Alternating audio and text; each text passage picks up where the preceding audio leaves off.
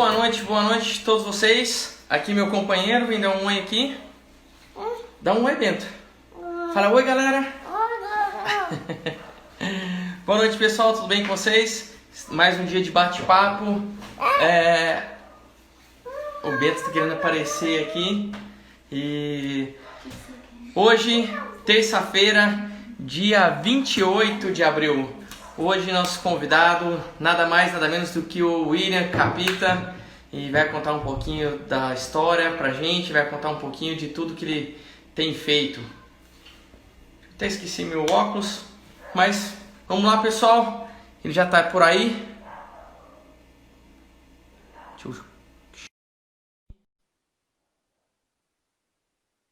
Vamos lá, pessoal entrando.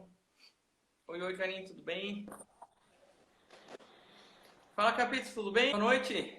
Tudo bem, Fábio? Boa noite.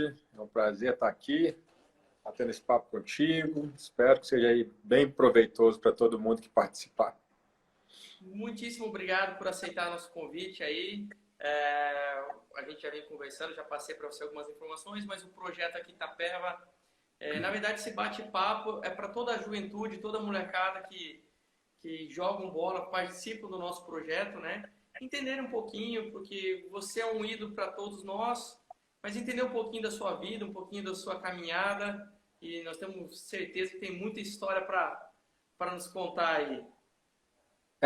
Acaba tendo muita história, talvez não tão conhecida, né? Porque eu acabei ficando muito conhecido por causa de Corinthians e Grêmio, né? Então, esses dois grandes clubes que eu joguei, que eu tive esse prazer enorme de jogar, mas que foram os únicos dois grandes clubes que eu defendi no Brasil.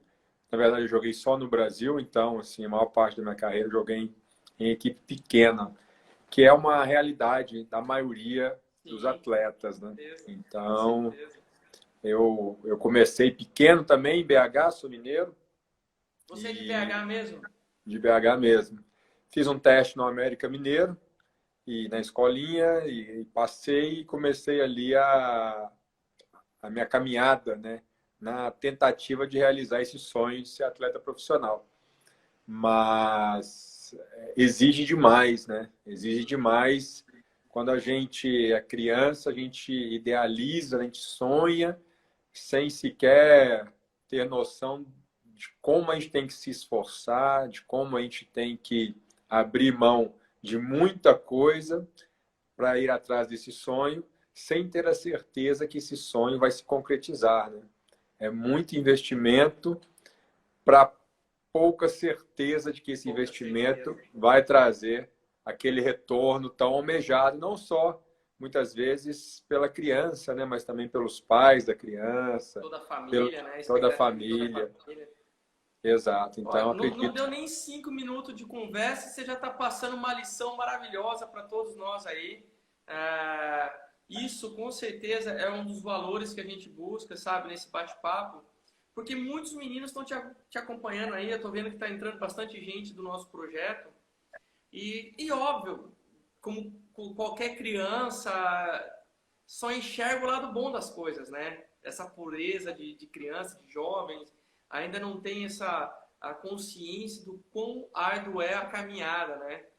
Então, isso é fantástico. Só esse começo já dá uma noção de que quando escutam falar do William Capita, não é só maravilhas, né? Não é só maravilha. Teve ralou demais no começo. Sim. Foi muita relação. Eu também... como a maioria, né, eu também venho de uma família muito simples em Belo Horizonte. E meus pais sempre exigiram de mim e da minha irmã que a gente estudasse, que eles viam no estudo a única forma honesta, né, da gente conseguir melhorar de vida, da gente conseguir uma profissão digna e que a gente tivesse uma condição financeira também digna. E quando eu passei na escolinha, né, no teste, a condição que meus pais impuseram é que eu não largasse os estudos, mas não somente isso, que eu não diminuísse as minhas notas na escola, porque não era só né? Simplesmente, ok, estou indo para a escola e estou aqui, né? Indo muito mal Já nos tá estudos. bom. Então, eu tinha que dedicar e equilibrar bem essa balança entre me dedicar ao futebol, que eu tanto gostava, e me dedicar aos estudos, que, sendo bem sincero, eu não gostava. Como toda criança, ou quase toda criança também, nossa, que chato matemática, que chato português, o que eu estou fazendo aqui e tal, né? E, graças a Deus, com mais ou menos 16, 17 anos, eu comecei na escolinha do América, passei no teste, e depois eu fui para a escolinha do Atlético, né? E eu fiquei um ano na escolinha do Atlético. Quando eu estourei a idade para subir para o sub-15, eu cheguei no sub-15 do Atlético e fui dispensado. Então, esse foi o primeiro baque que eu tive assim, na minha carreira, né? Então, jovem ainda, e, né, ser comunicado que eu, naquele momento, eu não servia, né, para estar ali no Atlético. E eu fiquei com muita vergonha, né, muito decepcionado, e fui para casa para falar para os pais, né? Então, aquela situação, como é que você vai contar para o seu pai, para sua mãe e tal. E, enfim, meus pais me deram muito apoio e tal. Não, continua, não esquenta e tal. E eu acabei voltando para o América e aí fiz toda a minha categoria de base, sub-15 até estourar a idade profissional no América. Mas Você talvez se esse meu... profissionalizou no América.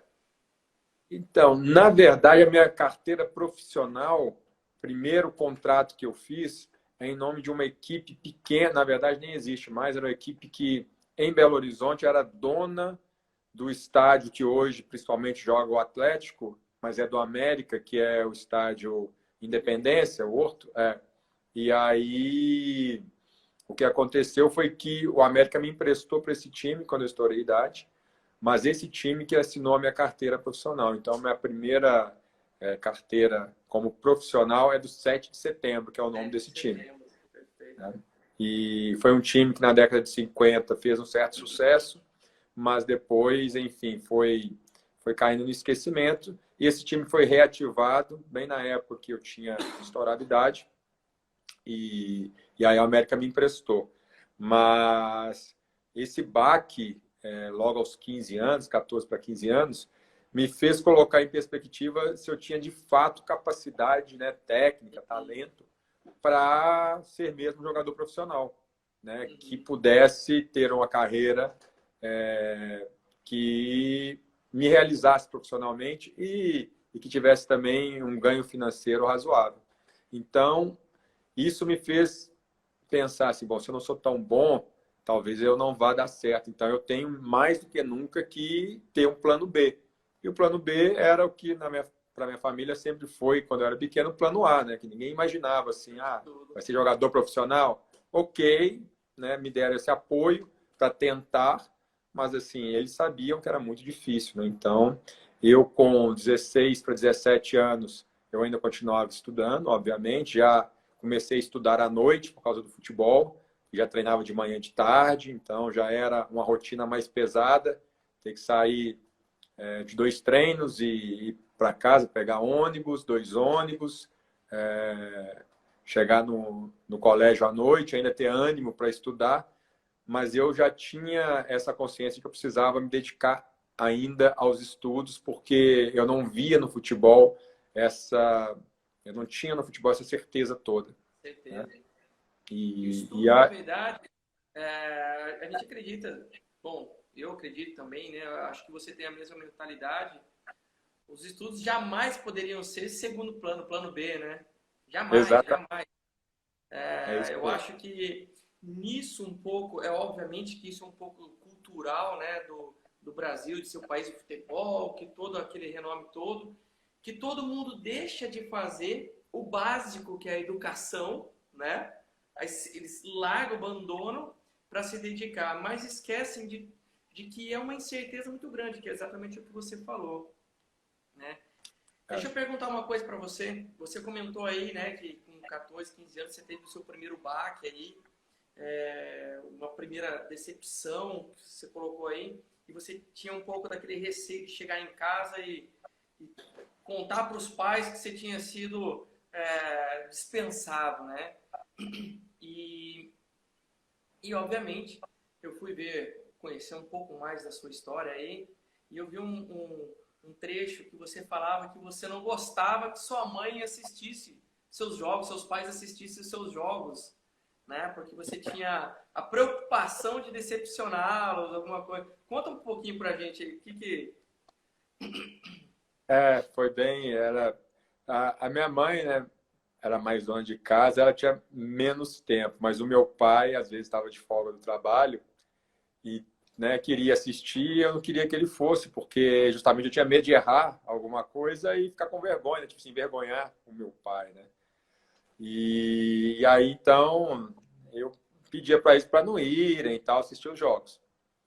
Mas só depois de, sei lá, talvez uns 2 anos, é que minha mãe me contou que, em determinado momento, que meu pai ia sempre.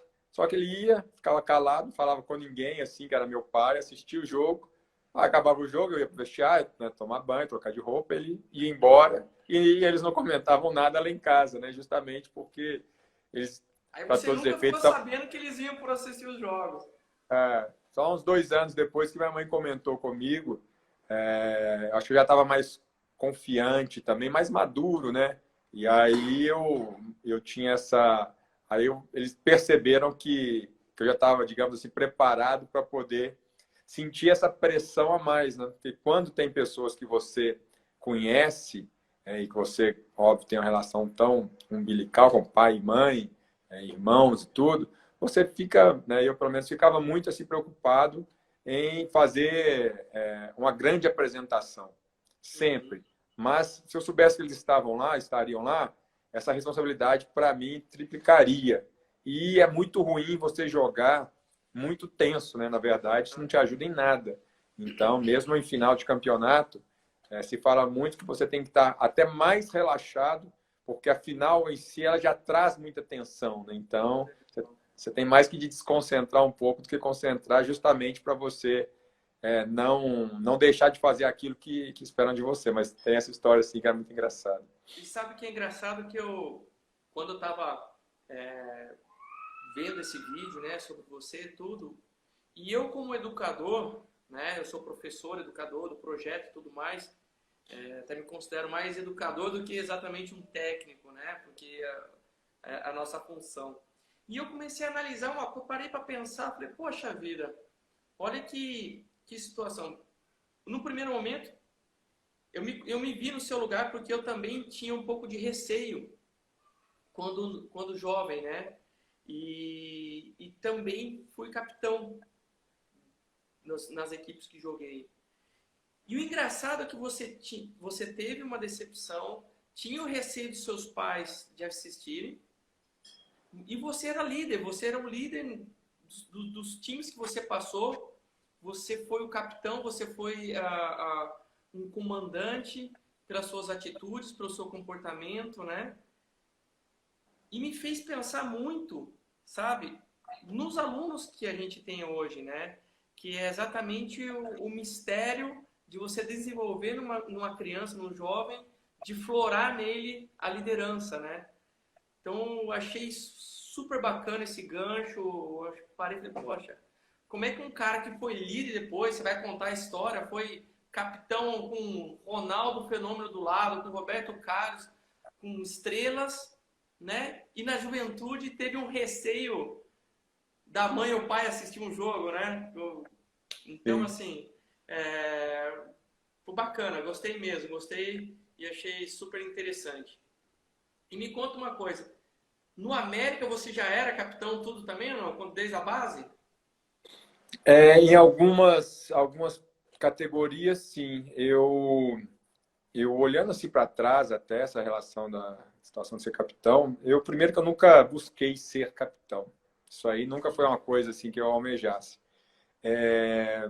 Mas se eu não me engano, a minha primeira experiência como capitão foi na seleção sub-17, até onde eu conheci o Ronaldo. A gente foi disputar um Sul-Americano e aí o técnico escolheu para ser o capitão ali do Essa é uma Sul-Americano. pergunta. Quando você foi para a seleção sub-17, desculpe até cortá-lo aí da linha de raciocínio. Quando você foi para a seleção sub-17, você estava no América? Estava no América. Uhum. E o que eu vejo assim é que como eu falei, o estudo inicialmente eu não gostava, mas uma coisa que eu sempre fui era muito competitivo. Sempre gostei assim de competição, né?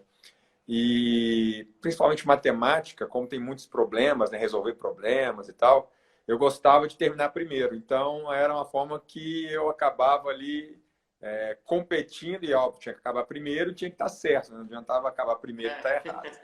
Então isso me ajudou muito, matemática eu gosto bastante mesmo. Português eu nunca gostei, eu achava tão chato ter que estudar aquilo, então eu queria me livrar daquilo rápido. Então, assim, a minha ideia era passar de ano o quanto antes, para não ter que ficar estudando português.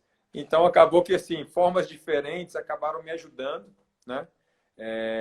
E uma coisa que eu não gostava era de fazer trabalho, de ficar escrevendo muito. Hoje em dia é computador, tem, né, é diferente, mas assim, nossa época, né, tinha que ficar escrevendo e tal, e isso eu nunca gostava. E o trabalho em grupo que eu fazia era geralmente, eu conseguia, assim, ó, as pessoas não gostavam de apresentar o trabalho, porque tinham muita vergonha, né? E eu falei assim, não, deixa que eu apresento, então. Eu não quero é ficar copiando. E eu participava, né, da elaboração do trabalho e na hora eu apresentava. Então eu estudava o trabalho, estava ali participando. E eu acho que isso me ajudou assim em relação à comunicação, de não ter muita vergonha de estar falando, né, para mais pessoas. Quando eu falo mais pessoas, é sala de aula, né, com 30 e poucos alunos, né, colegas. E então, quando eu fui para o futebol, eu também não tinha vergonha de falar. E eu nunca fui uma pessoa, eu sempre fui muito curioso, então eu sempre perguntava as coisas. E eu nunca achei feio perguntar. Então, eu perguntava para técnico, para preparador físico, geralmente as pessoas mais velhas que eu via que poderiam me dar resposta para aquilo que eu queria. E o estudo me ajudou muito, como eu nunca imaginei que pudesse ajudar, a entender a dinâmica do jogo e a entender o que os técnicos queriam para a equipe. Mas naquela época eu não entendia assim, eu não sabia que o estudo estava me ajudando. Mas isso fazia com que dentro de campo eu começasse a comunicar com os meus colegas, porque se o técnico pedir uma coisa, o jogador, meu colega, não estava fazendo, lateral direito, o volante, o atacante, eu falava, pô, você está fazendo errado, faz assim, é assim que... Eu acho que os técnicos foram observando aquilo, vendo que as minhas orientações eram de fato o que eles queriam para a equipe, e aí eu acabei naturalmente sendo uma das escolhas para ser capitão em praticamente todas as equipes que eu passei. Muitos anos depois que eu fui me dar conta, conversando com alguns técnicos, que esse meu lado foi talvez a principal razão de eles terem me escolhido para estar ali. E os próprios atletas, né? Como eu conseguia também ajudá-los e nas demandas dos atletas, que tem que, sei lá, fazer uma coisa boba, falar uma coisa boba. Tem a premiação, não importa o tamanho, vamos dividir a premiação, vai ter um prêmio. Aí você, William, então faz aí que você é melhor em matemática. Aí eu ia lá e fazia, mostrava, tá legal assim, o que vocês acham assim. E aí o pessoal gostava, então eu acabei, sabe? E até as equipes que eu não fui capitão, eu era um dos líderes. Essa coisa também de usar faixa de capitão, isso acaba sendo, para mim, sinceramente, meio irrelevante. O importante é ter lideranças, né? Pessoas positivas, pessoas que ajudam ali dentro do grupo. Então, eu reputo muito aos estudos essa minha vantagem em relação ao entendimento do jogo. Sensacional. O que você acabou de falar vai muito de encontro ao que a gente falou ali atrás, agora há pouco, sobre os estudos não serem segundo plano, não serem plano B, né? Tanto que na Europa é impossível um jogador jogar sem estudar. Isso é proibido, eles não podem, né? E muito, há estudos em cima disso, de que o atleta que estuda, que tem conhecimento educacional, né, das escolas, a parte cognitiva dele é muito mais acelerada, principalmente em jogos coletivos. né? Porque a leitura de jogo, você tem uma leitura, você um entendimento, exatamente o que você falou, né? Exatamente o que você falou. A gente não precisa ser o melhor aluno na sala de aula, mas o entendimento, buscar conhecimento, vai nos ajudar demais na hora de transferir para o jogo, né? Porque, como qualquer jogo, existem situações, a gente não tem como prever, né, o que vai acontecer no jogo. Às vezes nem o favorito não é o que vai ganhar sempre, né? Inclusive tem um caso muito bonito da sua história, eu acho que é onde vira a chavinha da sua história aí, que você vai contar pra gente daqui a pouquinho, né? O famoso jogo do Mineirão, a final mineira, né? E, inclusive, deixei de propósito dois mini estádios aqui em Ah, cima, onde você teve, eu acho que, brilhante momentos da sua vida, né? Tanto o campo do Corinthians, né? O Itaquera, e o Mineirão ali em cima, que a minha paixão é colecionar mini estádio. Então eu falei, opa, deixa eu que pegar legal. coisa ali que ele vai gostar. Mas exatamente isso, a parte cognitiva, né? De fazer uma leitura, de fazer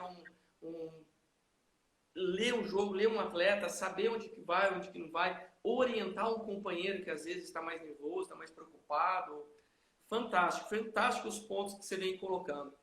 Mas conte pra gente um pouquinho mais aí, daí você se profissionalizou no 7 de setembro, mas do América, né? Pois E é, foi um comecinho um pouco na verdade foi normal, né, como é para a maioria, grande mas maioria, exato. como eu tive na categoria de base assim um destaque maior, né, porque fui para a seleção sub-17, fui capitão da seleção, disputei sul-americano, eu fui o primeiro jogador do América a disputar um sul-americano sub-17, não tinha tido nenhum até então na história do América e tudo.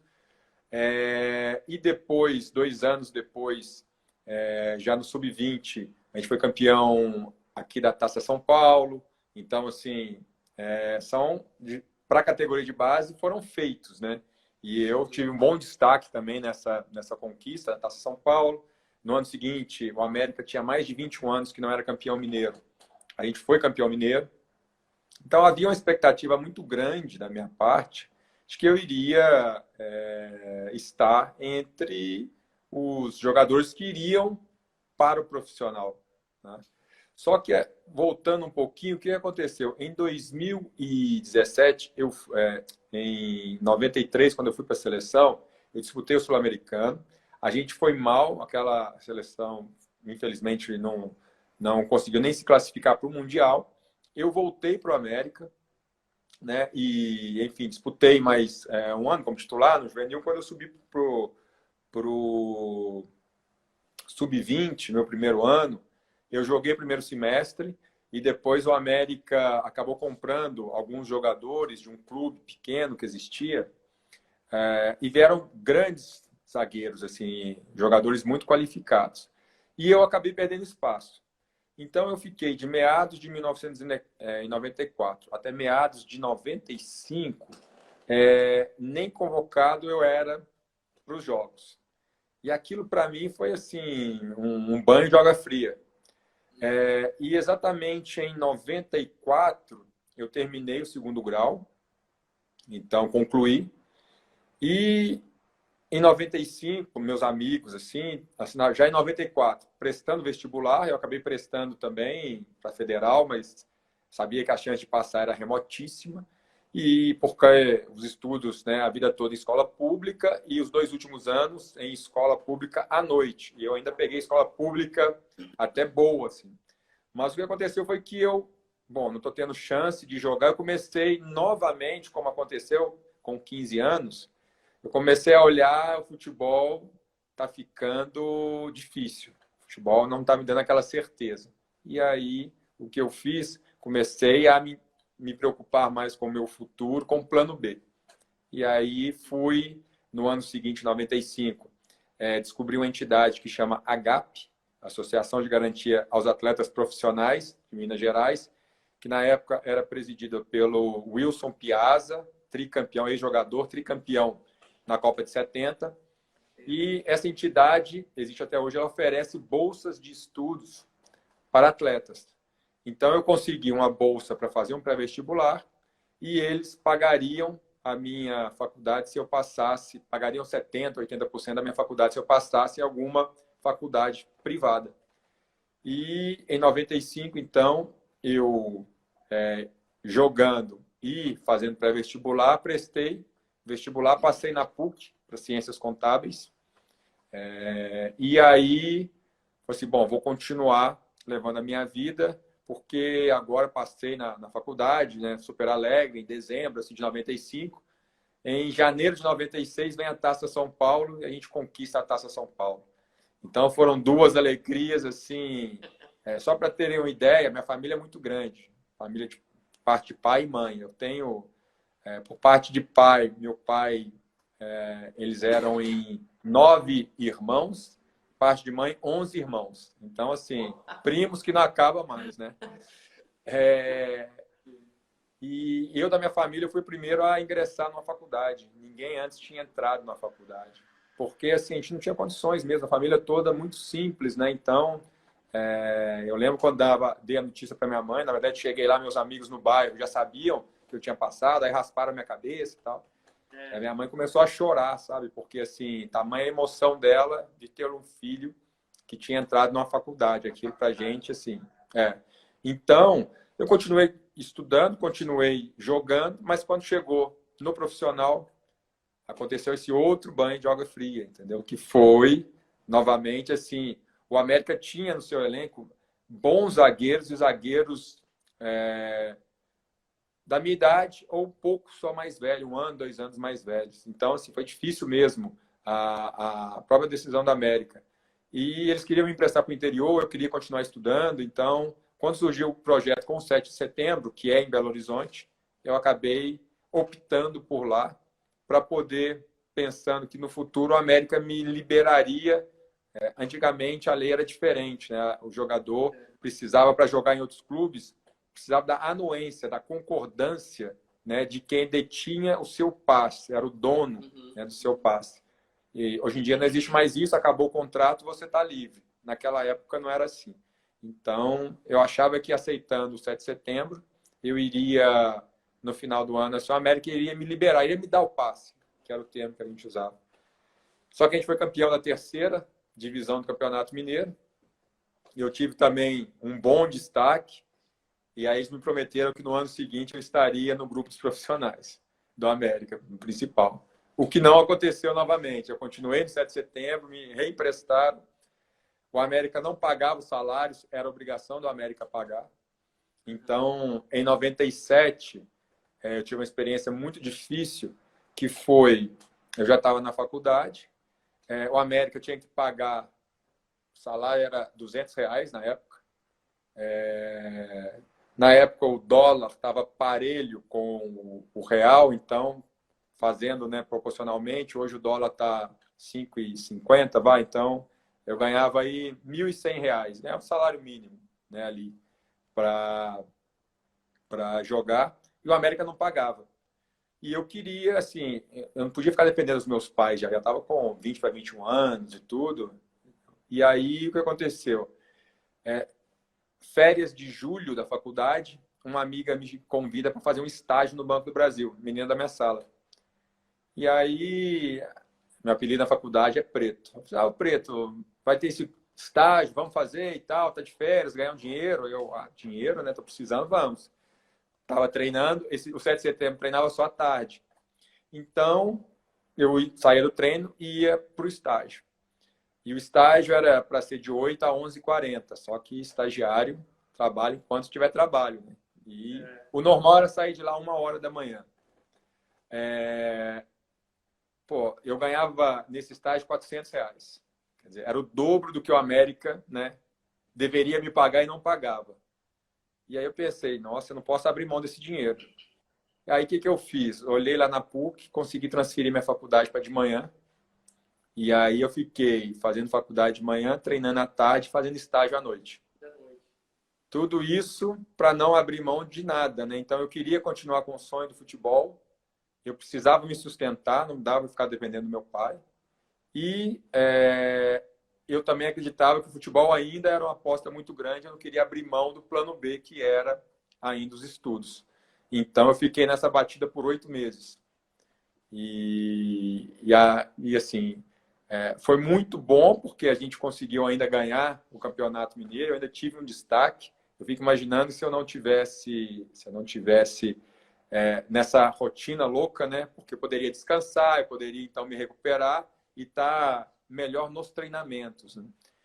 E, além disso, a única matéria que eu estava fazendo, que era às 7 horas da manhã, essa eu tive que abandonar, que era estatística. Eu não conseguia, assim, chegar às 7 horas da manhã na faculdade, porque, de fato, a rotina era muito pesada.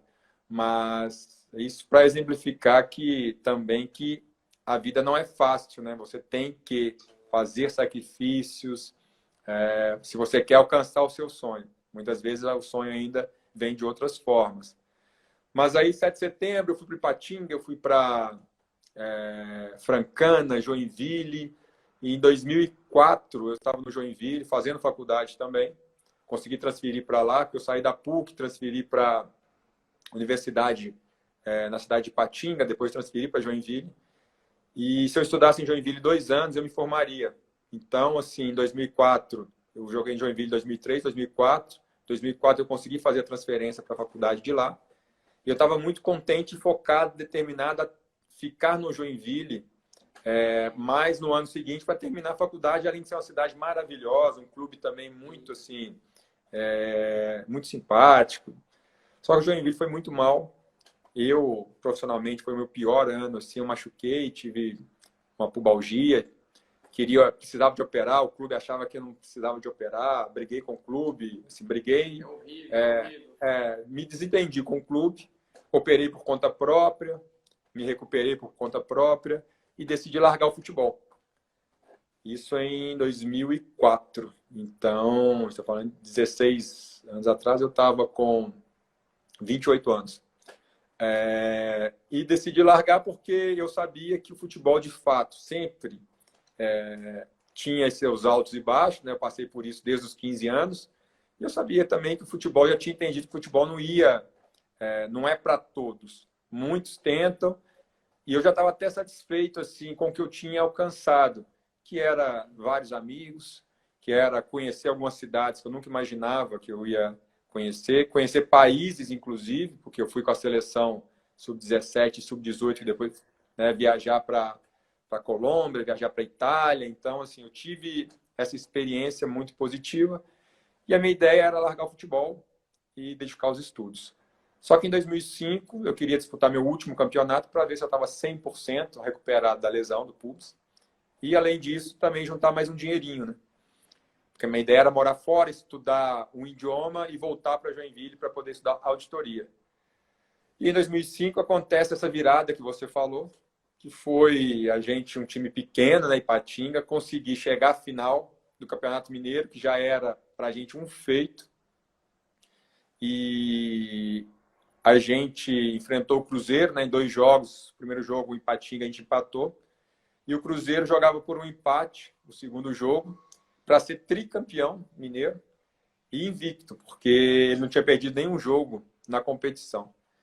E a gente conseguiu fazer o que nem a gente acreditava, a gente só sonhava, né, que pudesse ser feito, que era vencer o Cruzeiro, né, no Mineirão, com mais de 65 mil pessoas, né, torcendo para o Cruzeiro, talvez umas 300, 500 torcendo para o Ipatinga. O zagueiro artilheiro. Pois é, eu brincava que eu era bom de fazer gol em final.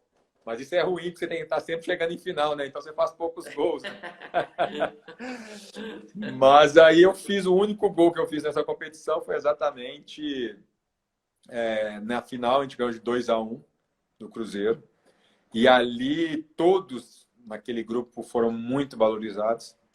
E eu decidi ficar mais um ano no Ipatinga. O Ipatinga me ofereceu um contrato bom também.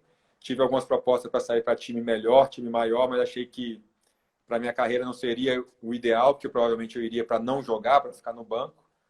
Até que no ano seguinte veio uma proposta do Grêmio, e aí eu falei assim, nunca joguei uma competição de Série A, o Grêmio eu tenho que ir.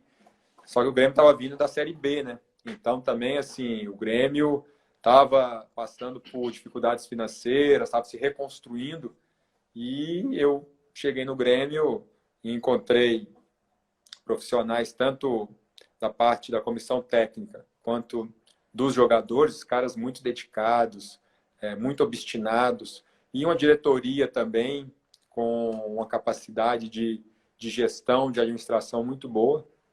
E aquele Grêmio subiu 2005 para 2006, eu cheguei em 2006, e eles tinham acabado de ser campeões gaúchos, em cima do Inter até, e a gente fez um brasileiro maravilhoso, fomos terceiro.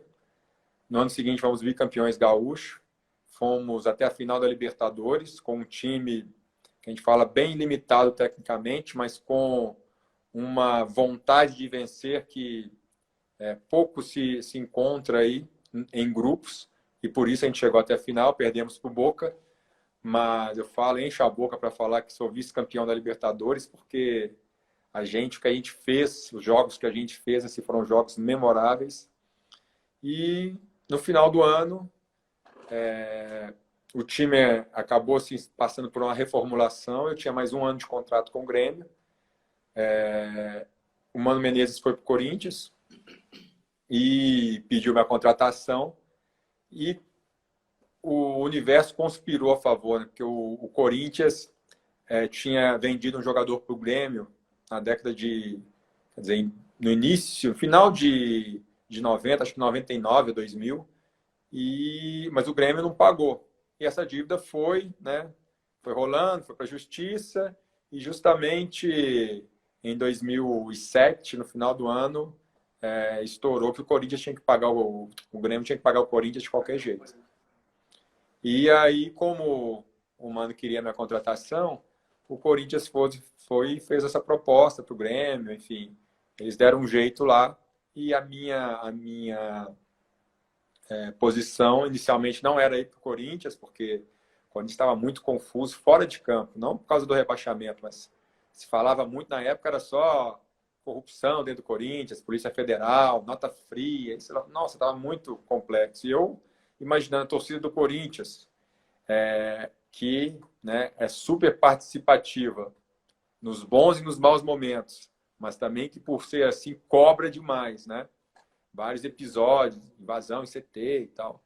Eu imaginando, o Corinthians, se tiver desorganizado fora de campo, a chance de dentro de campo dar certo, ela é muito menor, né? E eu fiquei relutante, mas no final das contas eu acabei pensando e acreditando muito no Mano, que é um cara que eu admiro bastante, que eu reputo como uma pessoa muito inteligente. Fiquei assim, o Mano não ia para uma barca furada. Se ele acertou com o Corinthians, porque ele está vendo um grande potencial do Corinthians se reerguer da forma como ele acredita, que eu já entendia que era da forma correta, estruturando o clube, enfim. E aí foi uma decisão também muito boa para mim. O Grêmio acabou também saldando a dívida. E aí a gente fez uma temporada de reconstrução muito difícil, mas foi aquela reconstrução que, mesmo com muita dificuldade, a gente conseguiu chegar na final de Copa do Brasil contra o Sport. Acabamos perdendo aquela final, que doeu bastante, obviamente. Subimos. No ano seguinte, o prazer de reencontrar o Ronaldo, né? 16 anos depois da gente ter jogado juntos na seleção. E aí ter a oportunidade de vê-lo ainda atuar em grande nível, né? Em alto nível, porque mesmo ele acima do peso, mesmo ele com problemas nos dois joelhos, ele fez coisas assim inacreditáveis. Em grande performance, mas não em grande forma. Exatamente. Boa definição. E, enfim, aí a gente campeão paulista invicto, campeão da Copa do Brasil. E para alegria assim... dos gremistas, você foi campeão pelo Corinthians em cima do Inter. Isso aí, a torcida do Grêmio lembra bastante dessa conquista, porque obviamente a rivalidade... Já até escreveram aí, já até comentaram aí do episódio do D'Alessandro, não sei o que, já até comentaram aí, ó. Pois é, ficou muito marcado nessa essa situação do D'Alessandro.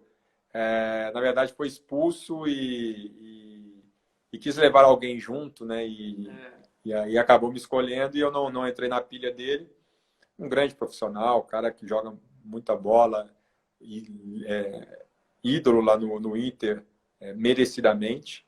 Mas a gente foi muito preparado para esse jogo, né? Mentalmente preparado justamente para enfrentar de tudo, inclusive as provocações dele, né? E então isso nos ajudou bastante. E acredito que ninguém entraria na pilha, mas ficou marcada essa cena e óbvio que a torcida gremista ficou ainda mais contente, né?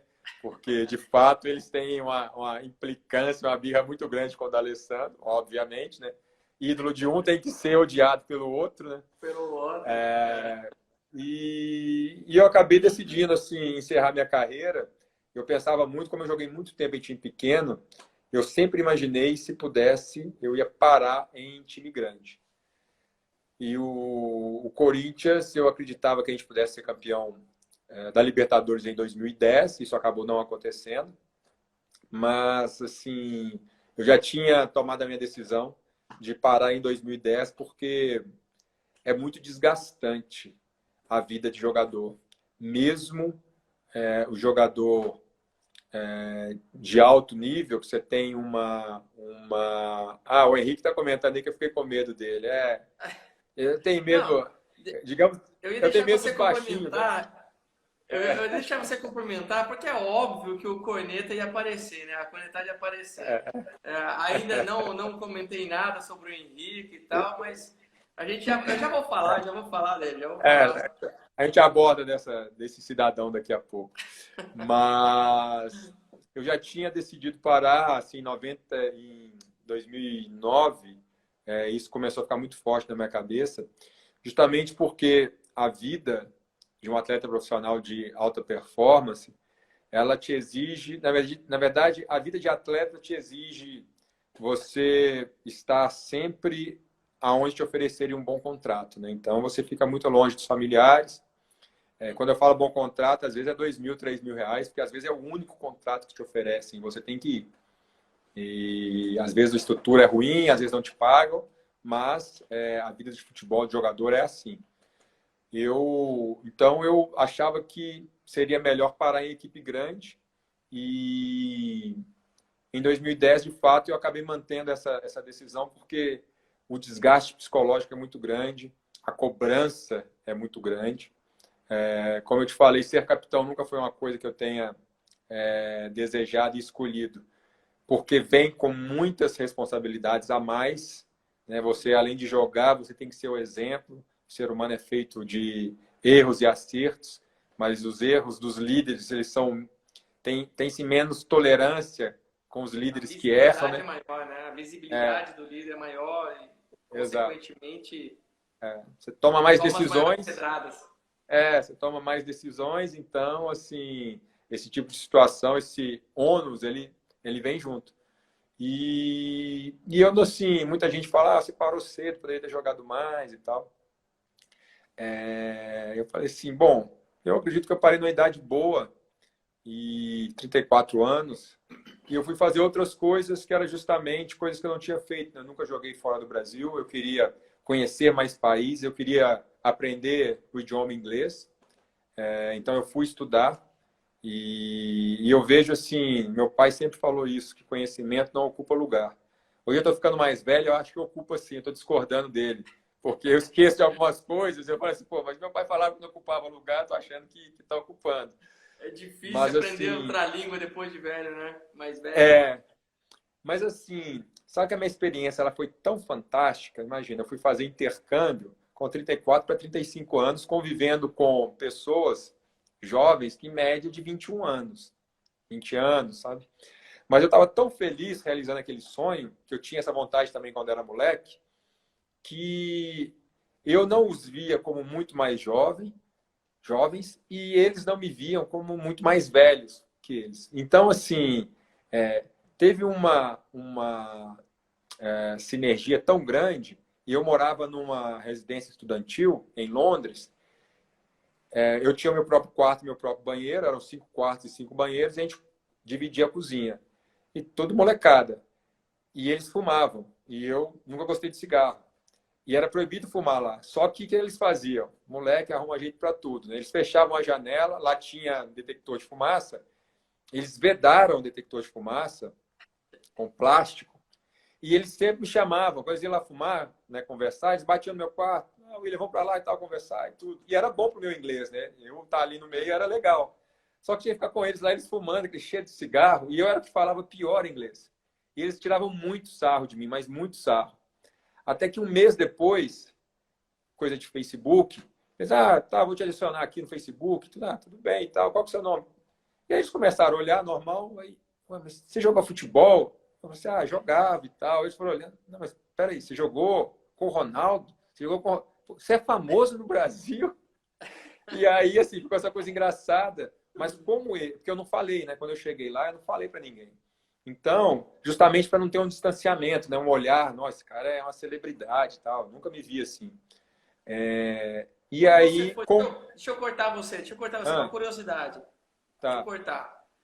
Quando você foi, você tinha uma base de inglês já ou não?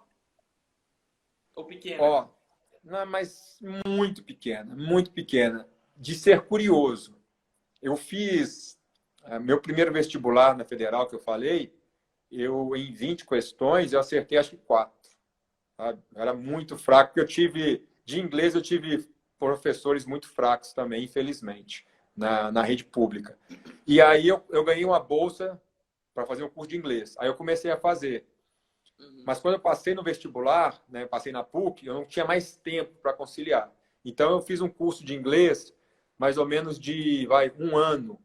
Então isso me deu, e eu tinha essa curiosidade, então eu ficava tentando aprender por conta própria, algumas coisinhas, mas assim... Então conta algum caos que deve ter acontecido, com certeza deve ter acontecido nessa sua ida para Londres, que quando a gente não fala muito bem, sempre tem algum caos, sempre tem alguma coisa que acontece, porque na maioria das vezes quando a gente está aprendendo, a gente fica meio boiando, a gente fica olhando. Depois de um tempo a gente fala, ele quis dizer isso, daí só que daí o assunto já foi embora, né? Você fica muito mais calado do que falando, né? Então, assim, eu lembro, por exemplo, rapidamente, que me vem à cabeça é o meu primeiro dia de aula, que praticamente todo primeiro dia é primeiro dia de todo mundo, então é na segunda-feira, todos os novos estudantes estão chegando, e você tem, pelo menos na escola que eu estudei fazia isso, você vai para... Tem um procedimento que você segue, que é o quê? Você vai fazer uma avaliação do seu nível de inglês para saber para onde, qual sala que você vai, qual turma que você vai entrar. Né? E aí tá lá, né? Você recebe a programação, você vai encontrar todo mundo na frente da escola. Aí eu cheguei, aí as pessoas foram chegando e tal, hi, todo mundo calado. Nisso vem uma alemãzinha, que era lá da escola, e começa a falar. E britânica mesmo. Eu não entendi nada daquela, mas nada, nenhuma palavra do que ela falou. E aí, de repente, ela falou alguma coisa. Deu uma pausada aí. Eu tô te ouvindo. Tá me ouvindo? Você me ouve?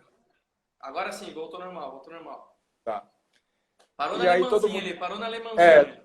Tá. Todo mundo foi seguindo a alemãzinha e eu falei assim, eu vou também, né? Porque não sei o que ela tá fazendo, mas enfim.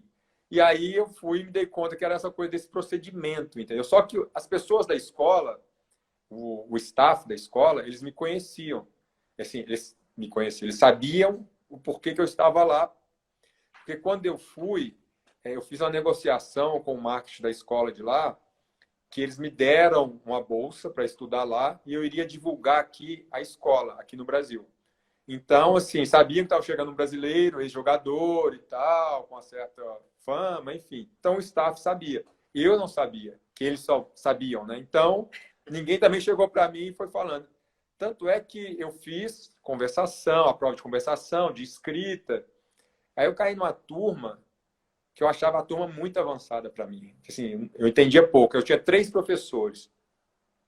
Um professor eu entendia assim, uns 50% que ele falava. A outra professora eu entendia uns 35%. E o outro professor, eu entendi uns 10%. Aí eu fiquei nessa, assim, uma semana. Eu falei, não, vou pedir para me descer um outro nível. Mas no final das contas, eu pedi só para trocar, sair dessa turma desse cara que eu entendia, vai de 5 a 10%. E os outros eu achei assim, pô, eu tenho que me esforçar mais, assim, eu vou tentar mais tempo com esses. E de fato me ajudou um dos professores, a gente ficou amigo. O cara é muito gente boa, um excelente professor. Então, assim, eu fui para lá em 2011 e a gente até hoje a gente troca contatos. Toda vez que eu vou em Londres, eu tento falar com ele, a gente tenta se encontrar para bater papo, enfim. Mas de gafe, assim, com o inglês, eu lembro mais dessa e eu lembro de uma outra que eu não posso contar, porque essa eu era moleque ainda, eu estava no Brasil e não sabia falar inglês. Então, eu tava, Em off, tinha uma música, conta em off depois. tinha uma música que fazia muito sucesso aqui no Brasil. E eu estava numa festa e estava ali balbuciando alguma coisa parecida, né, com aquilo, mas eu não sabia nem que falava a letra. E aí veio uma mulher para mim e falou assim, sabe o que você está cantando? Eu falei assim, não. Aí ela foi e traduziu para mim a letra. Então, assim, como a coisa é pesada, meio letra de funk, entendeu? Mas bem pesada. Então, por isso que eu não vou falar aqui. Mas quando ela me falou, eu falei, mentira que eu estou falando isso. Então, eu tenho que aprender que tava inglês pagando mesmo. de gatinha, achando que tava bem a parada. Então, eu falei assim, bom, eu tenho que aprender inglês mesmo para não ficar pagando esses micos. Mas quando a gente está aprendendo no começo é engraçado porque a gente pega sempre, depois de um tempo, puxa, ele quis dizer isso, ele quis dizer aquilo, né? Então, para o pessoal que está nos acompanhando, inclusive para os meninos de Itapeva e tudo mais, por engraçado e coincidência, né? Você conhece bastante gente até de Itapeva. Por coincidência, amigos em comuns aí. Agradecer o Henrique, né? O Henrique que conversou com você para abrir a porta. Mas o Henrique é um corneta de primeira, né? Um corneta monstruoso. Ele escreveu assim para mim, né? Agora há pouco, ele falou assim, viu? Fala para ele que você conhece um centroavante e um quarto zagueiro. Eu falei, Henrique, de quem que você está falando? Ele disse, não, do Higino e de mim. Eu falei, não, o Higino era bom, atacante. Para você, não jogava nem para o ímpar jogar bola, meu. O que você tá... O que eu pergunto de você? O Henrique é uma figura, é um cara muito gente boa, conheci há relativamente pouco tempo, por causa de amigos em comuns, né? E aí, o problema dele é que ele não tem fim, né? Um dia ele veio para minha casa aqui, a gente fazendo um jantar, de repente, a amiga da minha esposa, ela ia dormir aqui em casa, então ela, né, conversando e ele não ia embora, não ia embora. E aí eu falei, Henrique, já deu. E ele ficava, e aí, Henrique, já deu. Aí ele olhou para ela e, ó, estão expulsando a gente. Ela, não, a gente não, porque eu vou dormir aqui, eles expulsando é você. Boa. Mas a gente boa. Itapeva, eu vou a Itapeva em breve. A gente estava combinando já por agora, sim, mas infelizmente, né, por conta da pandemia, não dá para sair de casa, a gente tem que se proteger mesmo. Mas eu estava combinando de ir com o Henrique, passar aí um final de semana, levar minha esposa, minha filha, enfim, dar um abraço, conhecer algumas pessoas. Espetacular, muito bom saber. Bom, enfim, tem até o nosso amigo em comum na Espanha, que você foi na casa dele até, no Vitor, do padre. Você conhece o padre, ele está até nos acompanhando aí, ó. Pois é. O padre, gente boníssima também. São 1h da manhã lá, ele tá aí, 1h, 2h da manhã, tá nos acompanhando aí. O padre, você deu uma conectada no Henrique, eu vou conectar o padre. Então a gente foi trabalhar, o padre a gente fez estágio junto, né, na faculdade e tudo. Só que a gente foi trabalhar junto na Áustria. Aí eu cheguei uma semana antes, o padre chegou, ele estava aprendendo inglês ainda e tal. E o treinador lá na Áustria não conhecia muito ainda ele, né? E ele entrou dentro do carro, pegamos ele no aeroporto, entrou do carro, o cara perguntou, hey, padre, how are you doing? E o padre... E a gente foi na estrada, né? Porque, embora, tá, não sei o quê, porque a Áustria é muito próximo da Alemanha, né? E ele chegou em Munique. E aí a gente foi na estrada de Munique lá no meio da estrada, depois de 1h na estrada, ele sentar no banco de trás, ele pulou na frente. I'm fine. Agora que entendi que ele perguntou pra mim se eu tava bom. E depois, 1 hora dentro do carro, ele vai estar respondendo a pergunta lá de trás. É espetacular, Ai, ai. espetacular. Capita, deixa eu perguntar uma coisa, né? Que eu acho que essa é uma mensagem muito legal se passar, que você, embora o nosso tempo está aí já quase acabando, mas eu acho que isso é bem legal. Quando você parou de jogar, você passou a ser agora aí uma outra profissão e você foi dirigente de futebol, trabalhou como comentarista, mas hoje você trabalha numa área financeira, né? Explica um pouquinho só pra gente e que eu acho que é muito legal para essa juventude, né? Para esses meninos. Porque até agora você, poxa, já deu uma aula para eles aí que não pode parar de estudar, que você treinava cedo à tarde, fazia estágio, ainda ia para a faculdade, em nenhum momento que você parou, que você... na verdade a gente sabe, né? Existe a velha frase, a faixa de capitão você não pede para ser, você conquista ela, né? É uma coisa que é da sua liderança, né? E você parou de jogar por uma decisão que queria parar no momento bom da sua carreira e tudo mais, e você continua trabalhando hoje numa área de finanças. Um pouco, exatamente do começo que você falava que gostava de matemática, né? Você gostava de matemática e você trabalha com finanças hoje. Explica um pouquinho pra gente, por favor. Bom, eu gosto de, eu acredito, né, e até por algumas coisas que eu já li, que o ser humano, a gente é muito abençoado, né, com vários talentos. A gente pode desempenhar vários papéis. Eu acredito, até uma coisa que eu gosto bastante do inglês, que é uma coisa que a escola se aprende quase sempre, que é o tal do verbo to be, né? Quase não sai do verbo to be, de tanto que significa um tanto de coisa, ser, estar, e aquilo nunca entrava muito na minha cabeça no início. E eu vejo que é bem legal isso agora, porque assim, eu costumava falar que eu não. Ah, você é jogador? Eu disse, não, eu estou jogador. Por quê? Porque o que eu faço não me define como pessoa, né? A personalidade é uma coisa, a sua atividade é outra. Uhum. Então, eu falo que eu estava dirigente, eu estava comentarista, hoje eu estou assessor financeiro. E isso porque eu tive a sorte de conseguir descobrir, talvez cedo, ou desenvolver desde cedo, alguns outros talentos, né, que eu tenho. Como eu acredito que todos têm outros talentos. Então, os atletas, é muito importante, no momento presente, eles estarem buscando coisas diferentes, simplesmente jogar futebol, jogar vôlei, enfim. Por quê? Porque é no presente, é se preparando no presente, que você vai ter um futuro melhor. E um futuro com mais opções, com mais possibilidades. Eu não fiz isso de forma consciente. Hoje se fala muito de... qual que é o termo que se usa? Fazer construção da carreira. Você trabalhar bem todas as decisões, planejamento de carreira. Onde eu quero estar, onde eu quero chegar, essa coisa toda. E o atleta, ele tem uma vantagem muito grande, ele sabe que tem que parar novo na sua atividade. Então, isso é uma vantagem, não é uma desvantagem. Na minha cabeça, desde novo, eu pensava, vou jogar até os 34, 35. Acabei parando com 34. Podia ter ido a 36. Mas, assim, a diferença não é muito grande. Então, se você sabe que você vai parar de jogar, que você vai precisar de fazer uma outra atividade, muito provavelmente, a não ser que você ganhe muito dinheiro e não queira fazer mais nada. É uma decisão sua. Mas até para não fazer mais nada, você vai precisar saber gerir o seu dinheiro. Ou confiar em alguém que faça a gestão, mas saber, né, pelo menos analisar se a gestão está sendo bem feita ou não. Então, o que... Fazer nada é muito chato, né? Nós estamos tendo essa experiência na pandemia.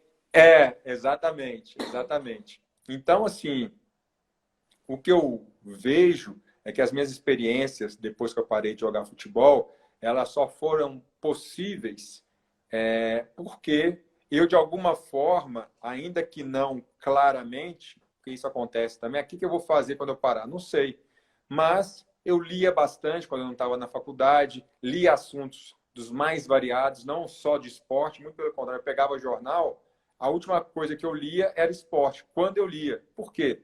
Porque eu não ia ficar vendo avaliação de jornalista em relação ao meu trabalho. Porque eu sabia me avaliar. Se eu joguei bem, vão falar bem. Se eu joguei mal, vão falar mal. Às vezes eu vou jogar bem, na minha opinião. Eles vão falar mal. Ou eu vou jogar mal, Capita, eles vão falar bem. Capita, deixa eu cortar você, porque nós temos 15 segundos para acabar. Eu sei que você tem os compromissos familiares aí, sua filhinha e tudo mais. Mas a gente pode voltar, só para você terminar essa linha de pensamento, por favor? Vamos sim. Então tá, Claro. joia. Tá acabando aí, mas a gente já volta, pessoal. A gente já volta aí, hein? Por favor. Pessoal, estamos de volta aí no seu bate-papo hoje com o William Capita. Espetacular, espetacular. Uma lição, né? Uma lição mesmo. E, poxa, que honra nós estamos tendo hoje. Então nós estamos voltando aí, ele já está voltando, a gente já vai chamar para continuar, para ele continuar esse bate-papo. Obrigado a todo mundo que está nos acompanhando, comentando. Show de bola mesmo, viu? Deixa eu chamar ele aqui que já entrou.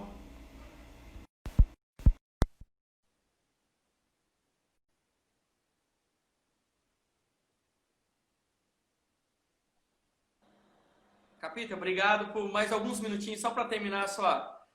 Eu sei que a Catarina, né? Catarina. Catarina deve estar aí ansiosa para já pular. Até preciso de umas dicas depois. Eu sou pai recente de menina, né?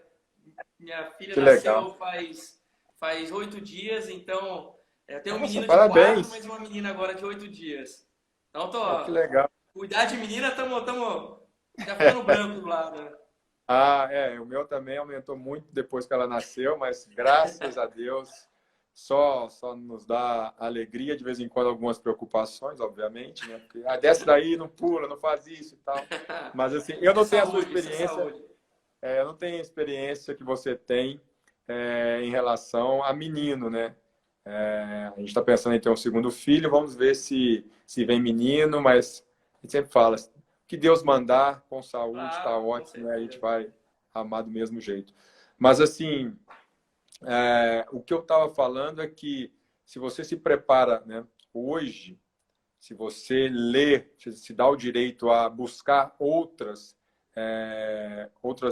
interesses que você tenha, de assuntos, você de repente já vai se preparando para o seu pós-carreira.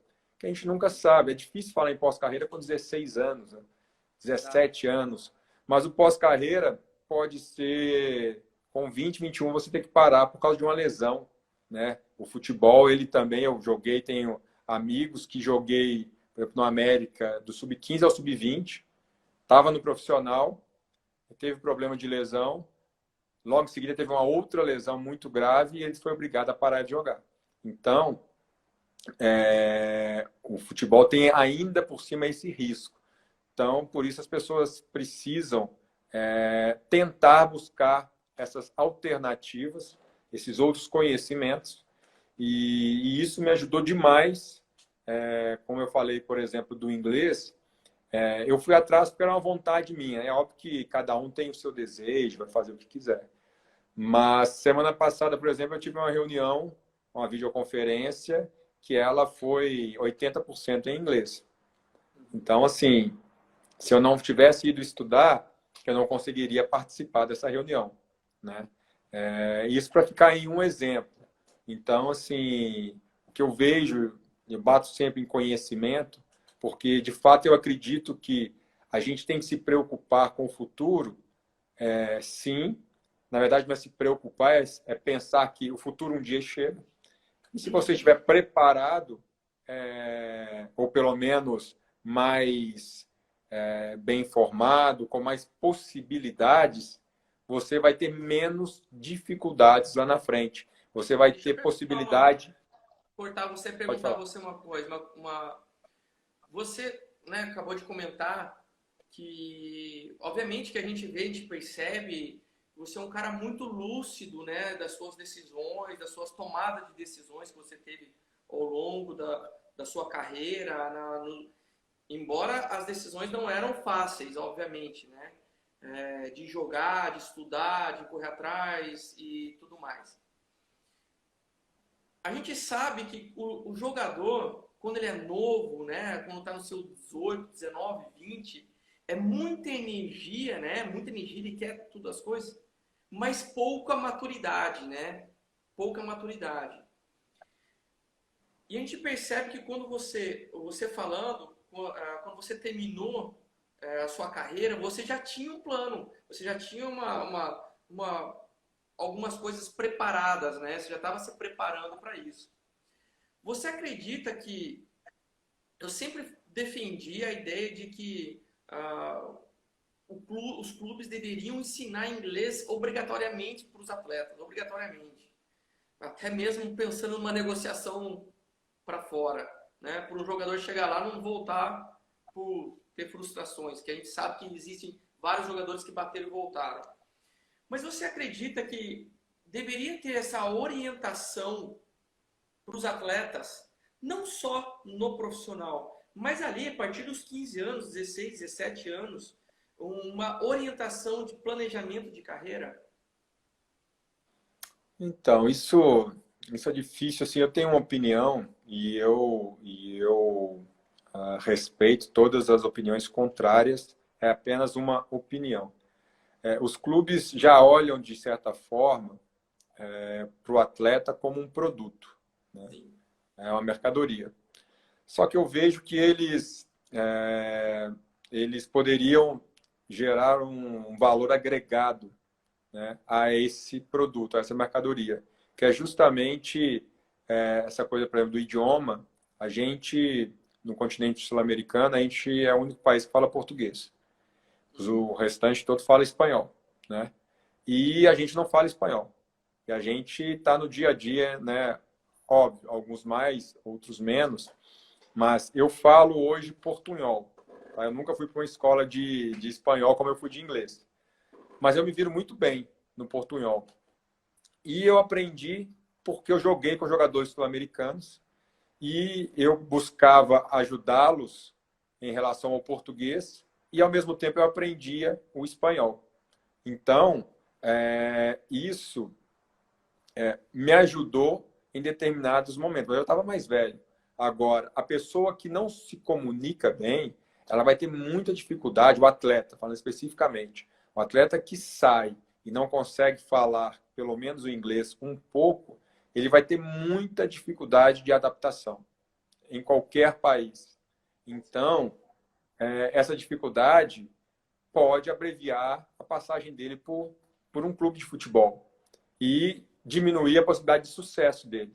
Então, assim, um clube de futebol, eu olho, se eu ensino inglês para os jogadores da minha categoria de base, esses jogadores vão ter um valor maior no mercado, porque a chance deles não se adaptarem é menor.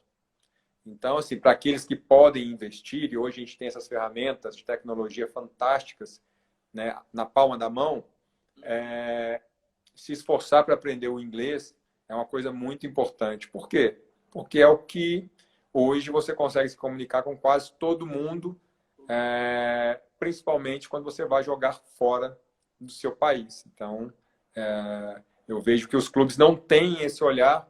Às vezes, clube pequeno tem, porque é clube que vai realmente vender. Então, clube que já tem essa clareza do papel dele, geralmente ele se tiver condições, ele parte para esse ensino de idioma. Eu já vi alguns casos. Mas, de forma geral, os clubes grandes, eles não têm essa preocupação. E o planejamento de carreira, talvez aí entre mais o papel da família junto com o agente, né? Para poder ter as tomadas de decisões e sempre muito se apegando muito com Deus, porque a gente não tem certeza. Tem uma frase que eu gosto muito, que é assim: enquanto a gente faz planos, Deus sorri. A gente planeja, planeja, planeja, e no final, aconteceu veio a pandemia. Ninguém esperava, agora estamos todos, né, fechados e tal, enfim. Então, não adianta a gente... Eu gosto de planejar, minha esposa sabe disso, tem hora que ela me enche o saco. Você planeja demais, depois as coisas não acontecem. Eu falei, tudo bem, mas pelo menos eu tenho um plano. Se acontecer, eu já estou ali desenhado, né? Eu não gosto de não ter planos, mas eu tenho a consciência muito clara que os planos eles podem mudar. Então, fazer um planejamento de carreira é interessante. a chance de você errar menos é maior. Então, eu acredito que deveria sim fazer, mas de forma bem conservadora também. Eu Planejar acho a que o carreira. ponto que você colocou, só para acrescentar o que você falou, né? Que se os clubes se preocupassem um pouquinho mais, além de vai vender um atleta, agregar valores a isso, pelo lado inverso, o atleta vai valorizar o clube formador também, né? Vai Sim, entender que que o clube estava se preocupando com ele, né? E o atleta vai falar, poxa, claro que não são todos que têm a consideração, que têm o carinho da onde foi, mas vai fazer com que eles também, ao longo, abram a cabeça com o clube, né? E valorizar, obviamente vai valorizar, né? eu vejo assim, a relação hoje, ela desde categoria de base, ela está muito já profissional. O atleta já joga na base do Corinthians, do São Paulo, do Santos, Palmeiras, pensando no Barcelona, pensando no Chelsea, pensando. Eu não vou falar que isso é errado, sabe? Não é. Eu penso que ele tem que se dedicar de fato a se qualificar. E eu vejo ainda muito atleta hoje com dificuldade de vencer as barreiras que surgem. Eu não estou jogando, eu troco de time. É, Não sou titular, eu troco de time. Assim, só jogam 11, entendeu? E você não se testar, não buscar evoluir porque você não está jogando, achar que tudo é o técnico. O técnico não gosta de mim. O cara passou em 10 times, nenhum técnico gostava dele. Não, peraí, sabe? Então, evoluir, melhorar, ficar na reserva, não ser convocado para alguns jogos, isso tudo passa por formação. Alguns são fora da curva, Ronaldo, Neymar, Ronaldinho Gaúcho, mas esses não dá para a gente se mirar neles. Esses caras são diferentes. Tem que ver o que é a realidade. A maioria é essa: você vai jogar, você não vai jogar. O Kaká quase foi dispensado do São Paulo, virou o melhor do mundo. Então, assim, estou falando de um Kaká. Imagina os outros. Então, você tem que ter essa compreensão, e eu vejo que falta isso hoje, a compreensão da regra do jogo. Eu não estou falando da regra do jogo futebol, da regra do jogo de tentar ser um jogador de futebol. E a regra é o quê? Você vai machucar, você pode não ser convocado, você pode ficar no banco durante 2, 3, 4 anos, entendeu? Óbvio, você ficar se frustrado, adaptar com chateado. um treinador de um sistema, se adaptar com outro treinador de outro sistema. Exato, Que exato. volta um pouco do início da nossa conversa, que é da parte cognitiva do atleta, né? Do cara que tem uma parte cognitiva mais lúcida, mas ele vai entender, poxa, por que eu não sou convocado para o jogo? Por que eu não estou indo para o jogo? Porque o treinador não gosta de mim? Ou porque eu não estou exercendo aquilo que ele está buscando? Na verdade, opa, eu tenho que Exato. melhorar, eu tenho que me adaptar, eu tenho que fazer essa transformação. Eu não posso me acomodar e achar que o problema só está no outro, né? Aí, Claro, e geralmente isso acontece, é do ser humano, não é o jogador, tá? Eu gosto também, assim, de tirar um pouco, ou bastante, na verdade, essa fama que o jogador tem. Isso só acontece com o jogador. Não, o jogador, muitas vezes, ele só é exponencial, todo mundo tem vontade de comprar carro, ou quase, hoje em dia está até passando um pouco isso, mas assim, acho que os mais jovens ainda têm a vontade de ter o carro logo cedo. Todo jovem, não é só o jogador. Só que o jogador, às vezes, ele consegue fazer um contrato com 18 anos, um contrato bom, e ele compra um carrão.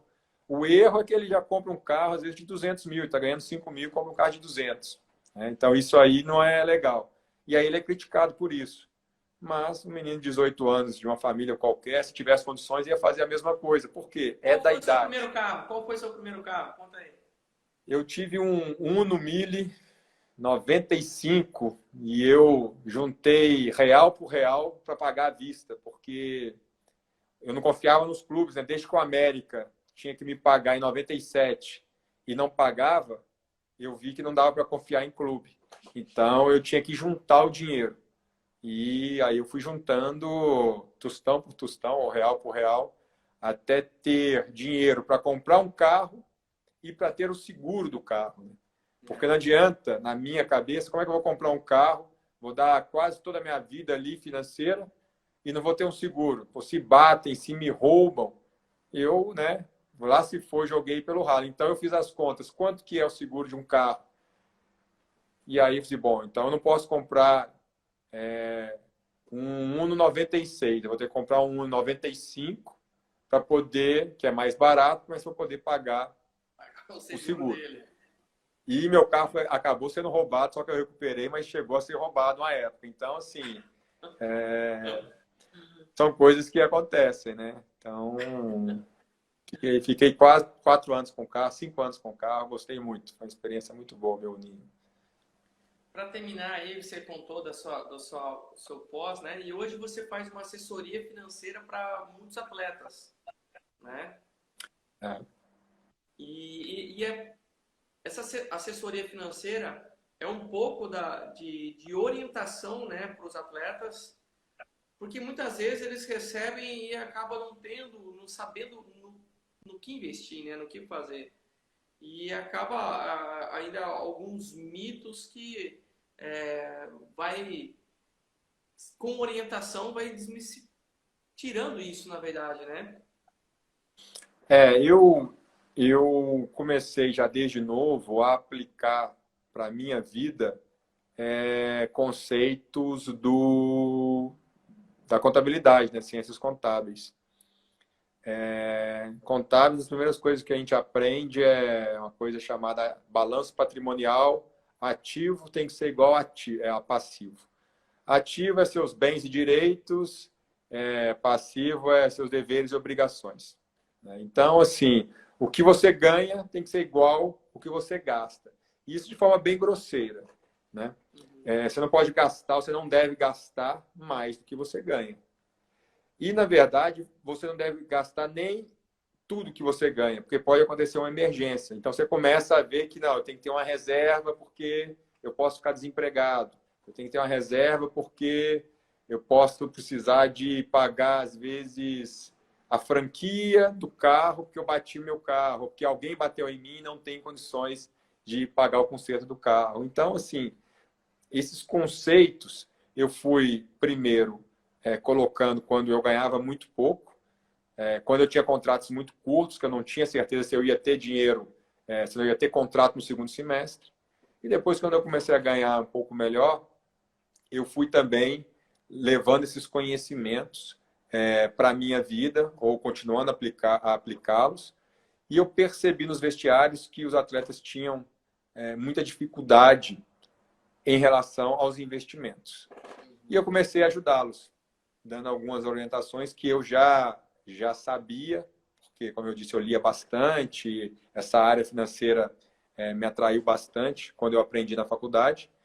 E o que acontece é que, assim, depois, quando eu parei de jogar, montei uma consultoria financeira, não tinha um certificado, hoje eu tenho até vergonha de falar que era consultoria financeira, mas, assim, eu fiquei 3 anos captando clientes para uma gestora de patrimônios. Só que a minha ideia era compartilhar, era aprender mais dentro dessa gestora e compartilhar o meu aprendizado com os meus clientes, que basicamente naquela época eu olhava só para atletas, porque na minha cabeça eu via os atletas cometendo muitos erros. Eu não consegui fazer isso, a gestora não pensava dessa forma de compartilhar conhecimento, eu acabei me desiludindo e saí. Quando eu volto para o mercado financeiro, eu primeiro vou trabalhar junto com a XP Investimentos, que tem a cultura da educação financeira como um dos pilares. O escritório, hoje, que eu sou sócio, a Messi Investimentos, é o maior escritório de assessoria financeira do Brasil vinculado à XP. Tem isso no seu DNA, quer dizer, muito intrínseco a coisa do conhecimento, de compartilhar conhecimento, informação. E nesse hiato de 2013 até 2018, que eu fiquei fora do mercado financeiro trabalhando, mas eu cuidava ainda dos meus investimentos, eu comecei a perceber que várias pessoas, não só os atletas, tinham dificuldade quando ia falar de investimentos. Cometiam os mesmos erros que os atletas, às vezes até piores. Então, hoje eu tenho uma carteira de clientes, diria, sei lá, 30% são atletas ou ex-atletas ou pessoas do meio esportivo. 30, 40 no máximo. E o restante de não atletas, pessoas fora do mundo esportivo. Justamente por isso, justamente porque a dificuldade que um médico tem, um advogado, um grande dono de empresa, muitas vezes ele tem a dificuldade de entendimento de como investir no mercado financeiro, também como atleta. Então, eu não limitei o meu nicho de trabalho. Hoje, eu procuro ajudar as pessoas, independentemente da profissão delas, para que elas busquem ter investimentos melhores e, dessa forma, alcancem seus sonhos, talvez um pouco mais cedo do que elas imaginavam que iriam alcançar, principalmente essa questão da independência financeira. Capitão, sensacional, sensacional o bate-papo, obrigado por tudo aí. Nós estouramos o tempo, até peço desculpas, mas eu acho que quando a conversa vai legal, o bate-papo vai gostoso, a gente nem viu a hora, na hora que você pediu para mim, Fábio, me avisa 5 minutos para acabar. Na hora que eu olhei, eu falei, meu Deus do céu, tem 1 minuto para acabar e ele falta para terminar. Nós voltamos e já tem aí 20 minutos de bate-papo. Então, assim, quero te agradecer demais, demais mesmo. Eu sempre peço, né, no final, poxa, deixa uma mensagem para os meninos aí, para o pessoal que está acompanhando. Não são só atletas do nosso projeto que estão acompanhando, tem muita gente acompanhando aí. Tem até o pessoal da Venezuela que está nos acompanhando, o Adrian. Mas se eu fosse pedir para você deixar uma mensagem, eu acho que eles teriam que ver a nossa live desde o começo de novo, cara. Porque desde o começo, com 3 minutos, você já deu o primeiro ponto muito legal, e aí foi vindo a parte de estudo e tudo mais. Então, assim, eu só tenho que te agradecer por você dividir o seu tempo conosco, além do seu conhecimento. Obrigado demais, sou muito grato mesmo. Esperamos a sua visita aqui em Itapeva, para a gente o churrasco, conversar e botar as meninas para brincarem, né? Até lá, a Alice, minha filha, vai estar um pouco maior, vai poder brincar aí com a Catarina aí, né? Então, e quem sabe a gente se encontra em São Paulo ou BH. Ué, vai ser um prazer. Eu te agradeço o convite. Uma pergunta. Tava aqui, eu guardei. Qual é melhor, o doce de leite Viçosa ou o Bem de Minas lá? Rapaz, aí você me apertou. Você sabe que eu não sou muito do doce, apesar de ser mineiro, mas Ah, eu assim, não o acredito melhor nisso. Mineiro, que mineiro é esse? é doce de leite com queijo. Então, assim, não vou falar nem a marca. Se for doce de leite de Minas, com queijo Minas, aí a pessoa tá bem servida, entendeu? Mas eu te agradeço, espero que a gente aprenda aí a duras penas com essa pandemia, né? Não é uma coisa legal que a gente está vivendo, então é fazer desse limão uma limonada. Uma frase que eu gosto muito, eu gosto de tentar decorar frases que para mim são marcantes e que me inspiram. A frase fala assim: todo mundo quer vencer, mas será que todo mundo está disposto a fazer o que precisa para vencer? Porque assim, eu quero ganhar, mas talvez para ganhar o meu papel vai ser coadjuvante, vai ser estar ali no banco para entrar faltando 5 minutos, né? E eu preciso estar super bem treinado, eu preciso ter me dedicado. Então, assim, isso não só no futebol, mas serve para a vida, né? Pô, eu quero muito ter uma carreira de sucesso, eu quero muito ter uma família estruturada, mas eu estou disposto a fazer o que precisa fazer para alcançar isso. Então, é refletir em cima dessa pergunta e entender que para todo bônus tem um ônus, né? E aí a gente só vai aproveitar o doce de leite com queijo se a gente, às vezes, for lá e ficar no tacho, né? Exato. Ir lá e ordenhar a vaca, porque não cai do céu, né? Tem que ter algum trabalho para conseguir conquistar essas coisas. Olha, eu tenho que agradecer, sabe? Vou só para contar rapidinho. A minha avó é mineira, ela é de Lavras, né? E quando eu comecei a namorar minha esposa, a Mariana, aí no comecinho assim eu levei ela para visitar minha avó, né? E tá me ouvindo aí ou não? Opa, deu uma congelada. Vamos se volta. Capita, tá na escuta?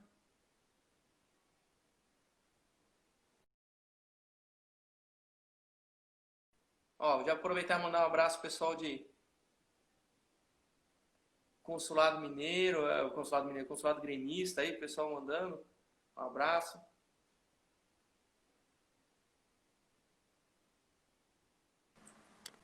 Desculpa, acabou a bateria do celular. Ah, então tá bom.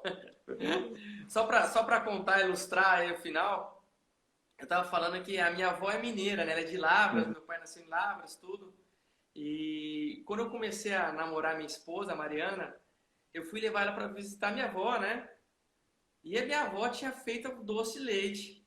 Aquele doce de leite feito com que ninguém sabe a receita até hoje. Que minha avó falava, é um cadinho disso aqui, é um cadinho daqui dali, ó. Você põe aqui, você põe não sei o quê.